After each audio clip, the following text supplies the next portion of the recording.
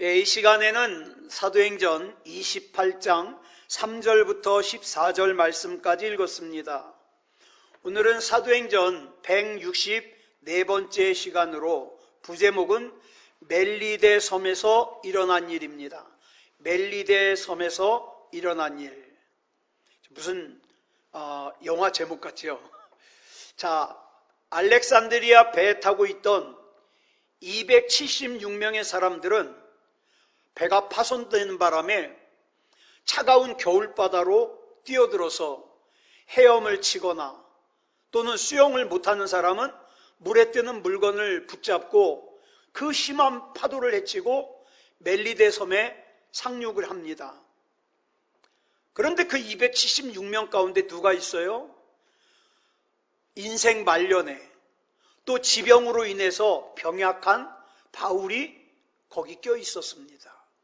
자, 병약한 바울이, 늙고 병약한 바울이 그 초겨울에 추운 바다에서 헤엄쳐 왔으니 얼마나 몰골이 힘들었겠어요. 바울에게는 여간 힘든 일이 아니죠. 그래서 섬에 도착한 일행들을 위해서 섬의 주민들이 일단 불을 피웠습니다.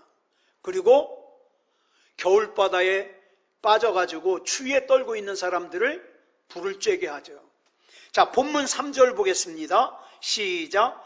바울이 나무 한 묶음을 거두어 불에 넣으니 뜨거움으로 말미암아 독사가 나와 그 손을 물고 있는지라. 자, 불을 쬐던 바울은 더 불을 활활 타오르게 하려고 나무 한 다발을 더 불에다 넣었습니다. 그 순간 나무 더미 속에 있던 뱀이, 독사가 불의 열기에 놀라가지고 그 나무 더미를 붙들고 있는 바울의 손을 물었어요. 여기서 독사의 뜻으로 번역된 헬라어가 에키드나예요. 에키드나. 이 단어를 예수님이 쓰셨거든요. 뭐 할 때 쓰셨냐면 형식과 격식을 중요하게 여기는 외식하는 바리새인들을 향하여 독사의 자식들아 그랬어요. 독사의 자식들아. 그 바리새인들을 질타할 때 사용한 그 단어가 에키드나예요. 자, 이 독사는 2000년 전이나 지금이나 물리면 사람의 생명을 잃게 할 수도 있는 아주 치명적인 독을 가지고 있죠. 자, 본문 4절 보겠습니다.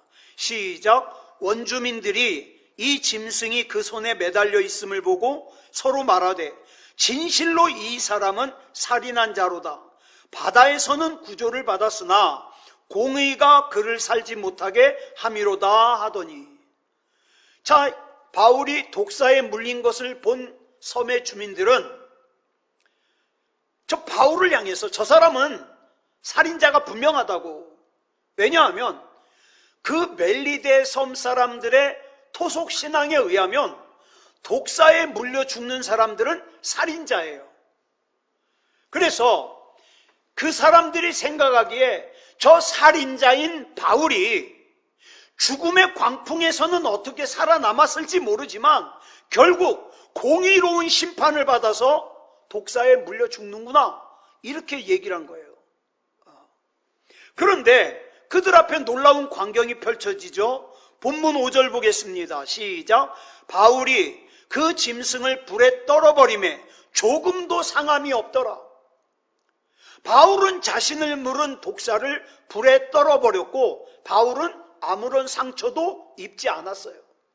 사랑하는 여러분, 우리가 이 땅을 살아가다 보면 사람들이, 내가 원하든 원하지 않든 사람들이 날 쳐다봅니다. 그러면서 저 사람의 인생이 어떻게 될까? 쓸데없는 관심을 가져요. 그러나 하나님을 믿는 하나님의 사람인 저와 여러분은 거기에 휘둘릴 필요가 없어요. 사람들은 전부 독사에 물리면 죽는다고 할지라도 하나님 앞에 사명을 맡은 종과 증인이 되는 저와 여러분은 어떻습니까? 여기 나오는 바울처럼 그냥 불에 떨어버리면 되는 거예요. 하나님이 지키시는 거죠. 네. 그러니 사람들의 입방아와 사람들의 시선을 두려워할 필요가 없는 거예요. 왜? 난 하나님의 사람인걸. 자, 본문 6절 보겠습니다. 시작. 그들은 그가 붙든지 혹은 갑자기 쓰러져 죽을 줄로 기다렸다가 오래 기다려도 그에게 아무 이상이 없음을 보고 돌이켜 생각하여 말하되 그를 신이라 하더라. 섬의 주민들은 이제 상상을 하는 거예요. 저 사람이 독사에 물렸으니까 이제 금방 물린 부분이 통통 부어오를 거야. 그리고 토할 거야. 그리고 열이 오르고 금방 죽을 거야. 근데 시간이 지나도 바울이 멀쩡한 거예요. 이 섬 주민들의 상식으로는 있을 수 없는 일이 지금 일어나는 거죠. 그러자 방금 전까지만 하더라도 바울에 대해서 어떻게 생각했어요? 저 사람이 분명히 살인자야. 그래서 배가 부서졌을 때 광풍에서는 어떻게 살아남았는지 모르지만 공의로운 심판 앞에서 독사에 물려 죽는 거야. 이렇게 생각했던 섬의 주민들은 금방 바울을 신이라고 수군거려요. 자, 이런 일들이 바울이 루스드라라는 곳에서도 있었죠. 태어나면서부터 한 번도 걸어본 적이 없는 사람을 이렇게 세우자 그 사람들이 어떻게 했어요? 바울을 신이라고 하면서 소를 제물로 끌어다가 제사를 드리려고 그래요. 그러자 바울이 자기 옷을 찢으면서 그들을 말리죠. 나는 여러분들과 똑같은 사람이다. 난 신 아니다. 이렇게 말리죠. 왜냐하면 그들의 경배를 받는다는 것은 하나님 안에서 그들과, 그러니까 나를 경배하는 그 사람들과 또 경배를 받는 나를 동시에 파멸시키는 거예요. 예? 저 이단들 있잖아요. 저 교주 이만희라든가 이만희를 갖다가 신격화하는 사람들이라든가 다 파멸하는 거예요. 다 파멸하는 거예요. 범죄 행위죠. 그런데 오늘 이 본문에서는 좀 이상해요. 그 섬 사람들이 신이라고 그를 신이라 하더라. 그런데 바울의 반응이 없어요. 왜 그랬는가? 바울이 이 섬의 주민들이 신이라고 하는 말을 듣고도 가만히 있었던 것으로 봐서 이 얘기는 바울은 못 들었어요. 수군거리는 소리를. 누구만 들었어요? 이 사도행전을 기록한 누가만 들었어요. 여러분, 사람과 사람은 잘 만나야 됩니다. 사람과 사람의 첫 만남은요, 그 이후의 관계에 아주 큰 영향을 미치거든요. 자, 보세요. 섬의 주민들은 배가 부서져서 겨울바다를 헤엄쳐서 조난당해서 온 이 늙고 병약한 바울을 성경에 보니까 뭐라 그랬어요? 특별한 동정의 대상으로 만났어요. 처음에. 특별한, 가진 것도 없어가지고 돈도 없어요. 그러니까 여기서 3달 동안 있어야 되는데 어디서 묵을 돈도 없고 뭐 먹을 돈도 없어요. 그래서 특별한 동정의 대상으로 만났어요. 그런데 이 사건이 만약에 없었더라면 이 섬의 주민들은 석 달 뒤에 바울이 떠날 때까지 이 바울을 어떻게 인식을 해요? 특별한 동정의 대상으로만 인식하는 거예요. 그러나 하나님께서 이 사건을 통하여 주님의 종 휘페레테스이고 주님의 증인인 마르티스로 바울이 쓰임받을 수 있도록 바울을 그 섬의 주민들 앞에서 높여줍니다. 독사에 물리고도 아무 이상이 없는 이 사건을 통해서 만약에 하나님께서 하나님의 일꾼들을 높여주지 않으시잖아요. 그러면 하나님의 일꾼들은 일을 할 수가 없어요. 예를 들어 볼까요? 선지자 엘리야가 어떻게 바알과 아세라를 섬기는 제사장 850명을 한꺼번에 제압할 수 있었겠어요? 하나님이 함께 하시지 않으면 불가능한 일이에요. 여러분, 한번 생각해 보세요. 학교 문턱에도 가보지 못한 무식한 바울이 어떻게 설교했을 때 한 번 설교에 3,000명이 회개하는 역사가 일어날 수 있을까요? 베드로가 대단해서요? 아니요. 하나님이 함께 하셨어요. 그 하나님이 저와 여러분과 함께 하십니다. 이렇게 하나님께서 높여주시면 하나님을 위해서 자기 자신을 던진 사람만이 체험할 수 있는 일이죠. 세상과 하나님께 양다리 걸친 사람은요, 백날 가야 체험 못해요. 하나님이 아니면 나 안 된다고 하나님 앞에 모든 것을 다 맡긴 사람만 체험할 수 있는 거죠. 근데 그런 사람들의 특징이 또 뭔지 아십니까? 하나님께서 높여주셔도 겸손해요. 왜? 내가 잘나서 이렇게 된 것이 아니라는 걸 알기 때문에 겸손해요. 자, 독사에 물리고서도 죽지 않는 이 멜리데 섬 사람들이 보기에는 신적인 존재예요. 이 신적인 존재가 나타났다는 소문은요, 그 작은 섬에 순식간에 퍼져갔죠. 자, 본문 7절 보겠습니다. 시작. 이 섬에서 가장 높은 사람 보블리오라 하는 이가 그 근처에 토지가 있는지라 그가 우리를 영접하여 사흘이나 친절히 머물게 하더니, 이 멜리데 섬에서 서열 1위가 있어요. 그게 누구냐? 보블리오라는 사람이에요. 뭐 이 사람이 로마 제국의 행정관인지 아니면 원래 그 섬에서 살던 원주민들의 추장인지는 몰라요. 기록이 없기 때문에. 뭐 때문에 서열 1위인지는 몰라요. 어쨌든 그 섬에서 가장 영향력이 큰 사람이에요. 근데 이 사람도, 이 보블리오도 바울이 독사에 물리고도 죽지 않았다는 소문을 들었어요. 그래서 바울 일행을 자기 집으로 초청해가지고 사흘 동안 극진하게 대접을 합니다. 자, 보세요. 만약에 독사에 물리는 일이 없었더라면 그 섬의 1인자인 보블리오가 그 병약한 노년의 바울을 자기 집으로 청하는 일이 있을까요? 없죠. 어쩌면 석 달이 지나서 바울이 떠날 때까지 못 만났을지도 몰라요. 자, 그런데 하여튼 뱀에 물리는 사건 때문에 보블리오를 만났어요. 본문 8절 봅니다. 시작.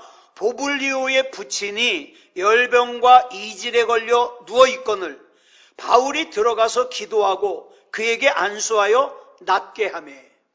자, 보블리오의 초청을 받고 보블리오의 집을 방문한 바울이 이렇게 지나가는데 뭘 보게 되느냐? 이 보블리오의 아버지가, 부친이 열병으로 누워있는 걸 봤어요. 자, 이 병세는 누가 진단한 것이냐? 지금 이 사도행전을 기록하고 있는 누가는 의사예요, 의사. 그렇기 때문에 의사인 누가가 확인하고 기록한 거예요. 자, 그런데 당시의 의학으로는 열병과 이질이 모두 치료가 힘든 병이에요. 그래서 심한 경우에는 어떻습니까? 이질이 뭐예요? 막 설사 같은 거 하는 거죠. 열병은 막 열이 오르는 거예요. 그래가지고 설사하다가 탈진해가지고 죽어요. 죽을 수도 있어요. 자, 그런데 성경을 가만히 보니까 보블리오가 바울에게 자기 아버지를 고쳐달라고 한마디도 하지 않았어요. 그냥 바울이 지나가다가 보블리오의 아버지가 방에 열병과 이질에 걸려가지고 시달리고 누워있는 걸 본 거예요. 그래서 바울이 들어가서 그 보블리오의 아버지에게 손을 얹고 기도했어요. 그 결과 열병과 이질이 깨끗하게 나았습니다. 자, 그리고 바울이 보블리오의 아버지를 치료했다는 소문이 또 그 작은 섬에 금방 퍼진 거예요. 그 다음에 9절 보겠습니다. 시작. 이러므로 섬 가운데 다른 병든 사람들이 와서 고침을 받고. 자, 여기서는 다른 병든 사람들이라고 번역을 했는데 헬라어 원문 성경을 그대로 번역하면 남은 병자들 이렇게 해석을 해야 돼요. 남은 병자들. 그러니까 그 조그만 섬에서 이런저런 병으로 아픈 사람들이 전부 바울에게 몰려온 거예요. 예. 그리고 바울이 그 사람들을 위해서 기도해 줬고 모두 고침을 받았습니다. 자, 보세요. 어떻게 바뀌었는가? 바울이 처음에 멜리데 섬에 도착했을 때에는 특별한 동정의 대상이었습니다. 그런데 하나님께서 이 섬의 주민들의 영혼과 육체를 구원하시기 위해서 바울을 쓰시는데 특별한 동정의 대상이었던 바울이 지금은 이 섬에서 뭐가 된 거예요? 하나님이 보내주신 특별한 선물이 된 거예요. 사랑하는 여러분, 저와 여러분은요, 저와 여러분을 만나는 사람들에게 특별한 선물이 돼야 돼요. 예?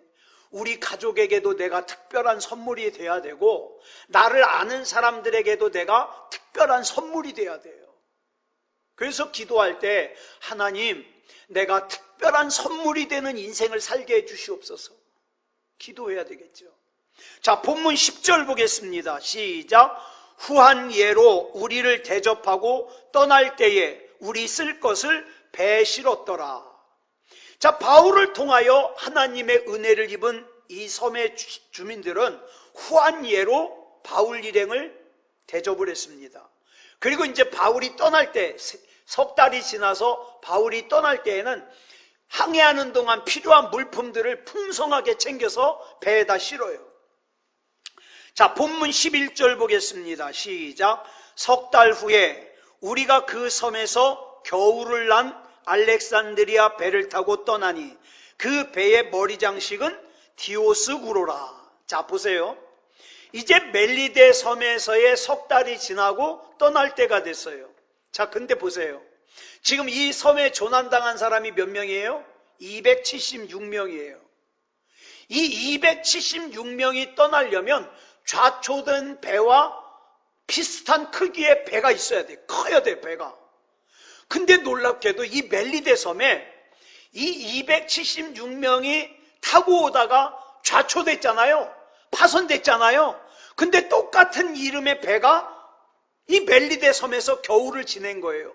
그 배의 이름도 알렉산드리아 배예요. 자, 이 배 이름이 좌초된 배와 이름이 같은 이유는 이 배 역시 뭐예요? 이집트에서 로마로 곡물을 싣고 가는 배예요. 그러니까 이 배가요, 좌초된 배와 똑같은 회사 배예요. 똑같은 회사 배. 그래서 본문에서는 그 좌초된 배와 다른 배라는 것을 구별하기 위해서 뭐라 그럽니까? 그 배의 머리 장식은 디오스구로라. 이렇게 설명을 덧붙이고 있어요. 여기 나오는 디오스구로는 뭐냐면 헬라어 명사로 디오스쿠로이예요. 디오스쿠로이. 뭐예요? 쌍둥이 형제라는 뜻이에요. 쌍둥이 형제.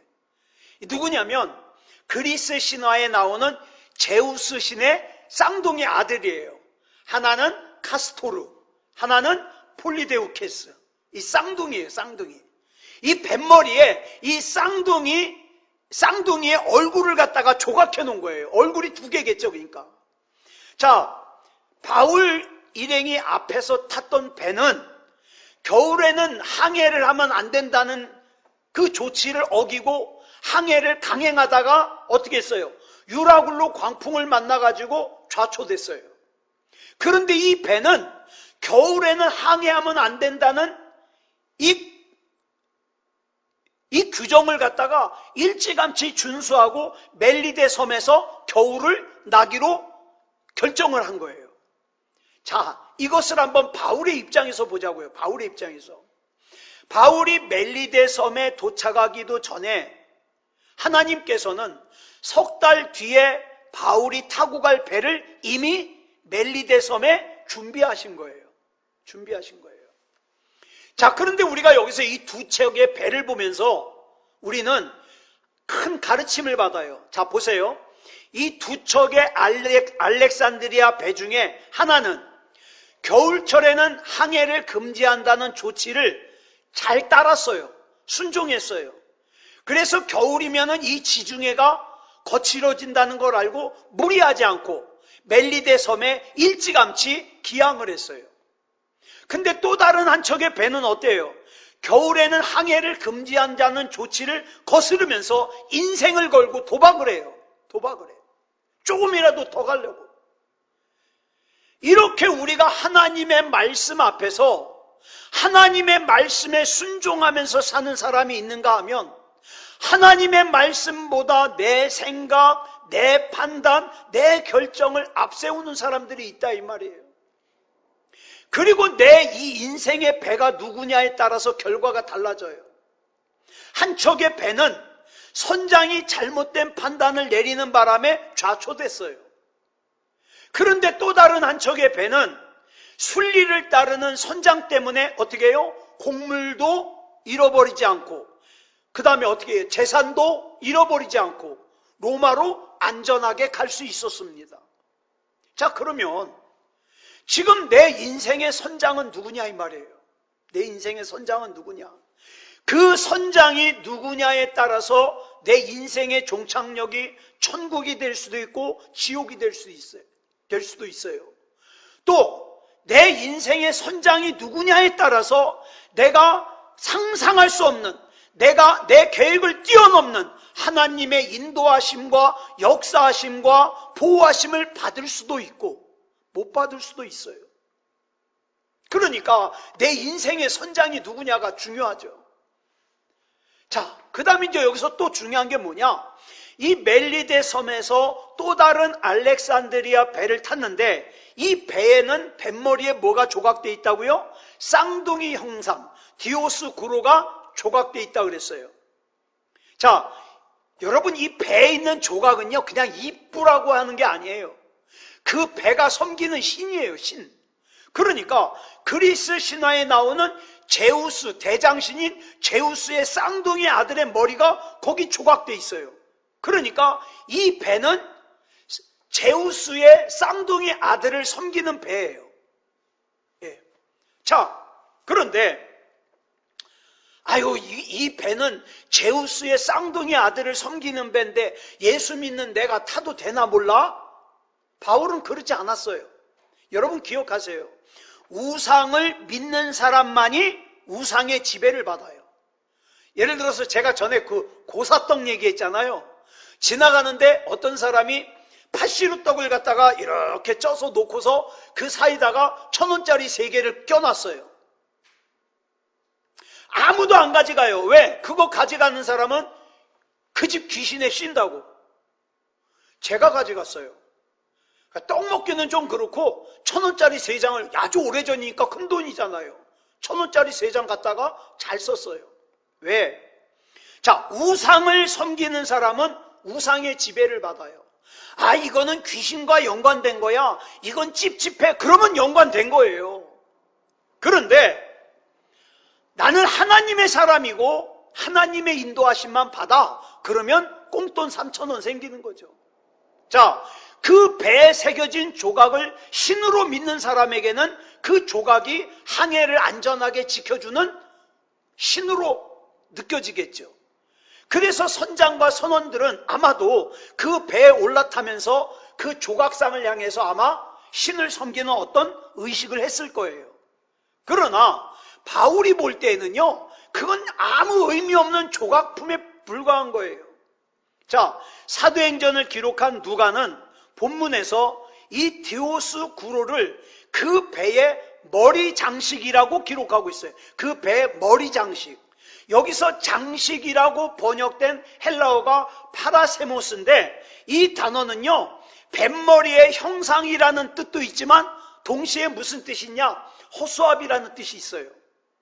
즉 우상을 섬기는 사람에게는 이 장식이 신으로 느껴지겠지만 바울에게는 한낱 허수아비예요. 허수아비. 바울이 3번째 전도 여행을 하면서 2년이나 체류하면서 복음을 전한 곳이 에베소라는 곳이잖아요. 앞에서 우리 나누었지만 이 에베소라는 곳에는 고대 세계 7대 불가사의 중에 하나인 아데미 신전이 있는 곳이에요. 어마어마해요. 기둥이. 엄청난 기둥이 있는 큰 신전이에요. 예? 자, 그래서 이 에베소라는 곳은요, 거대한 우상의 신전이 절대적인 영향을 미치는 곳이에요. 자, 아데미가 누구라 그랬죠? 태양의 신인 아폴론의 쌍둥이 누이 동생이에요. 자, 그래서 이 아데미는 뭐의 신이냐? 달의 신이며 그 다음에 사냥의 신이에요. 사냥의 신. 그래서 그리스에서는 아르테미스라 그러고 로마 신화에서는 다이아나라 그래요. 자, 그런데 이 거대한 신전에서 일하는 여자 사제들만 몇 명이냐? 3,000명이에요. 3,000명. 사제만. 자, 근데 이 아데미 신전에서 제사하는 방법이 뭐라 그랬죠? 방이 있는데, 지하에 방이 있는데 그 방마다 여자 사제가 하나씩 들어가 있어요. 그래서 거기서 제사하는 방식이 뭐냐? 그 여자 사제와 성관계를 하는 거예요. 자, 그러다 보니까 이 아데미 신전에는요, 세계 각처에서 몰려드는 참배객들로 항상 붐벼요. 자, 그러다 보니까 이 당시 에베소에서 사는 인구가 약 25만 명인데 이 25만 명은요, 직접적으로나 간접적으로나 다 이 아데미 신전과 연관이 있어요. 어떤 사람은 거기 참배 오르는 사람들이 묵을 수 있는 숙소를 운영해요. 어떤 사람은 음식점을 운영해요. 어떤 사람은 기념품을 만들어서 팔아요.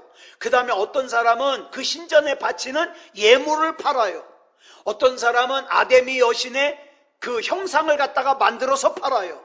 그 다음에 은세 공장이들이 있어요. 막 별의별 일들로 다 연관돼 있어요. 25만 명이. 자, 그런데 그런 에베소에 가가지고 바울이 뭐라 그랬습니까? 사도행전 19장 26절 시작. 사람의 손으로 만든 것들은 신이 아니라 하니 이는 그대들도 보고 들은 것이라. 바울은 아데미 신전이 아무리 크고 웅장하고 화려해도 그 다음에 이 아데미 여신은요, 유방이 24개예요.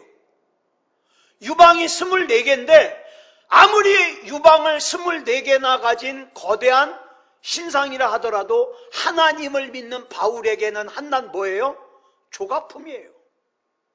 그 신전은 그냥 건물이에요. 그런데 이런 말을 하는 바울을 아데미 신전으로 먹고 사는 25만의 에베소에서 살고 있는 사람들이 그냥 놔둘 리가 없죠. 그래서 바울을 죽이려고 했던 거예요. 그러나 그 결과 어떻게 됐습니까? 에베소 사람들이 신봉하던 아데미 여신상도 아데미 신전도 다 폐허가 됐잖아요. 왜? 허수아비이기 때문이에요. 사랑하는 여러분, 저와 여러분의 인생이 한낱 허수아비가 되지 않으려면 정말 하나님 잘 믿어야 돼요. 예? 하나님 잘 섬겨야 돼요. 진짜 믿음다운 믿음으로 살아야 돼요. 그 에베소 사람들이 죽이려고 했던 바울은 어떻습니까? 그가 썼던 편지는 2000년이 지난 지금까지도 하나님의 말씀이 돼가지고 어떻게 해요? 우리에게 영적인 영향을 끼치고 있습니다. 출애굽기 3장을 보면 모세가 하나님께 누구시냐고 물어요. 그랬더니 하나님께서 모세에게 뭐라고 말씀을 하시냐? 나는 스스로 있는 자니라 그래요. 스스로. 하나님께서는 누구에 의해서 만들어진 피조물이 아니라 처음부터 스스로 계시는 분이에요. 우리는 이해가 안 가죠. 우리 인간의 사고방식으로는, 인간의 생각으로는 아니 누가 만들질 않았는데 어떻게 존재할 수 있어? 이해가 안 가죠. 그러나 하나님은 스스로 존재하시는 분이에요. 그 하나님께서는 나에게 하나님 스스로 나를 계시해 주셔야만 내가 하나님을 믿을 수 있어요. 그러니 저와 여러분이 하나님이 믿어진다는 건 대단한 거예요. 예? 이게 얼마나 대단한 일이에요. 하나님께서 나에게 계시해 주셨기 때문에 나는 하나님도 믿어지고 예수님도 믿어지고 성령님도 믿어지고 하나님 앞에 내 인생을 종과 증인으로 드릴 수 있는 거잖아요. 그렇기 때문에 내가 지금 하나님이 믿어지는 것은 대단한 기적 중의 기적이에요. 구약시대 유대인들은 제사장을 통해서만 하나님께 제사를 드릴 수 있었어요. 그리고 제사장은 어떻게 해요? 에봇이라고 하는 거룩한 옷을 입고 어떻게 해요? 사람들을 대신해서 하나님께 제사를 드렸습니다. 그리고 사람들은 보이는 제사장을 통해서 율법을 배웠어요. 하나님 앞에 제물을 드리는 것도 보이는 제사장을 통해서 드렸어요. 그런데 예수님 전과 후로 구약과 신약으로 나눠지는데, 신약 시대에 와가지고는 어떡합니까? 인간의 죄를 대신 지고 십자가에 예수님께서 죽으심으로 영원한 제물이 되어주셔서 눈에 보이는 제물을 바치는 제사는 폐지가 됐어요. 그래서 여러분들은 교회에 소를 끌고 오지 않아도 돼요. 양을 끌고 오지 않아도 돼요. 그리고 눈에 보이는 제사장을 통해서 하나님께 제사장을 통해서만 예배 드릴 수 있는 게 아니에요. 그냥 여러분 혼자서도 예배 드릴 수 있잖아요. 그래서 신약 시대에는 목사가 없어도 얼마든지 예배 드릴 수 있어요. 여러분 혼자서도 예배 드릴 수 있고, 목사가 아닌 2사람, 3사람이 같이 예배 드릴 수도 있어요. 그리고 예배를 드리는 예배당에 특별한 장식 안 해도 돼요. 무슨 거룩한 장식 안 해도 돼요. 조용기 목사님은 초창기 때 사과개짝 놓고서 예배 드렸다고 그러잖아요. 특별한 장식이 없어도 돼요. 천막을 그냥 쳐도 돼요. 사과개짝만 놓고 예배를 드려도 돼요. 더 나아가서 우리는 예배당 밖에서도 나는 하나님의 자녀라는 민감한 인식을 가지고, 나는 말하는 것도 조심해야 돼, 나는 생각하는 것도 조심해야 돼. 왜? 나는 하나님의 자녀니까. 이렇게 인식을 하고 사는 걸 뭐라 그랬어요? 산제사라 그랬어요. 이것도 예배예요. 그리스도인답게 사는 거. 여러분, 이게 우리가 할 일이에요. 나는 그저 하나님 앞에 그리스도인답게 사는 거예요. 그리고 그리스도인인 산제사를 드리는 우리를 책임지시는 분은 하나님이에요. 마치 멜리데 섬에서 늙고 병약한 바울을, 특별한 동정의 대상이었던 바울을 특별한 인물로 부각시킨 게 누구예요? 하나님이시잖아요. 저와 여러분도 하나님 앞에 서기 전에 하나님께서 그렇게 사용할 줄 믿습니다. 그러니까 어떻게 해요? 낙심하지 말고 좌절하지 말고 자기를 너무 비하하지 말고, 하나님, 나는 하나님 앞에 꼭 붙어 있을 테니 하나님께서 마음대로 쓰시옵소서. 마음대로. 그러니까 우리는 어때요? 그냥 산제사 드리는 거예요. 그리고 사람의 손으로 만든 것은 절대 신이 아니다. 이 믿음을 가지면 여러분 고사떡 먹어도 돼요. 고사떡 먹어도 돼요. 그리고 여러분 선짓국 먹어도 돼요.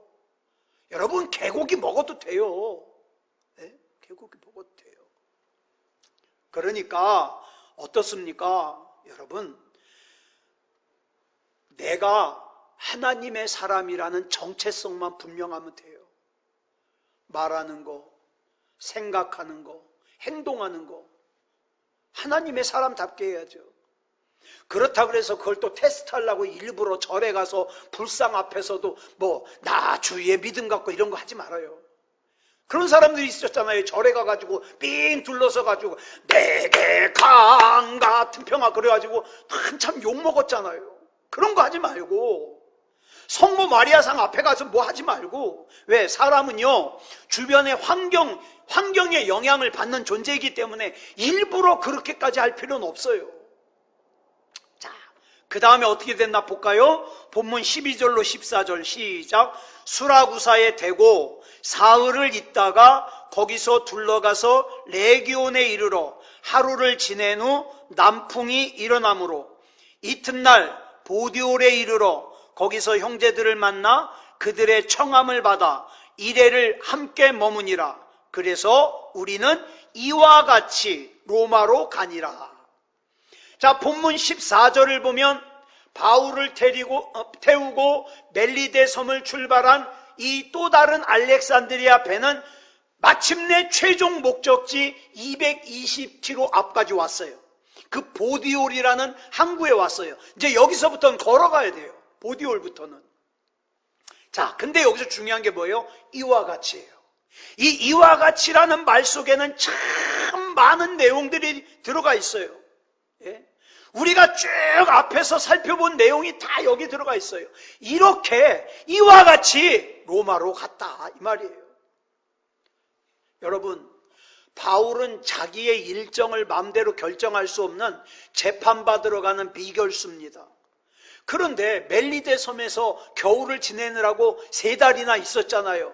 그러니까 늦어졌기 때문에 로마로 가는 발걸음을 재촉해야 될 것 같은데 백부장 율리오가 웬일인지 보디올에서 7일이나 그냥 있어요. 7일이나 안 가고. 상식적으로 이해할 수 없는 일이에요. 근데 왜 그랬는가? 다음 주에 말씀을 드릴게요. 다음 주에. 자, 하나님께서 노아에게 방주를 만들라고 명하시는 바람에 노아가 어떻게 했습니까? 평생을 걸쳐서 방주를 만들고 지켰잖아요. 그런데 어땠어요? 방주를 다 만들었으면 자, 하나님께서 노아 가족에게 방주 안으로 들어가라!